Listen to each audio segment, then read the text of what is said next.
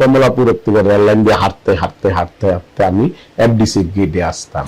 গেটে আসার পর দুই পাশে কিন্তু দোকান ছিল আর দুই পাশে কিন্তু বস্তি ছিল, অনেক লোকজন ছিল। তো দারোয়ানরা না দৌড়ান দিত আর বাড়ি দিত। কিন্তু দুঃখ নিয়ে যে চলে যেতাম, যে এফডিসি তে ঢুকতে পারতাম না। তো কষ্ট, হঠাৎ করে একদিন এফডিসি থেকে এই যাইতাছি, ঢুকতে পারি না, ভিজা আইসি এর থেকে কমলাপুরের থেকে ভিজা এফডিসি গেটে আসলাম। এফডিসি গেটের থেকে ঢুকতে পারি না, আবার এফডিসি থেকে আবার গেলাম তোমার এই কমলাপুরের থেকে যাইয়া বাসায় গেলাম এই ট্রেনে চড়ে। মনটা তো কষ্ট যে আমি ঢুকতে পারলাম না, তারপর এফডিসি তে চলে আসলাম।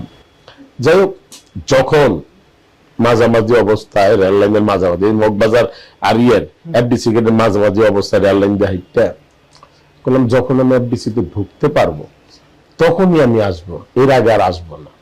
এই যে তারপরে নয়নবরা জল, আন্ডারওয়াল, প্রতিহিংসার বারুদ, এইসব ছবিগুলি করলাম। একদিন হঠাৎ করে আমার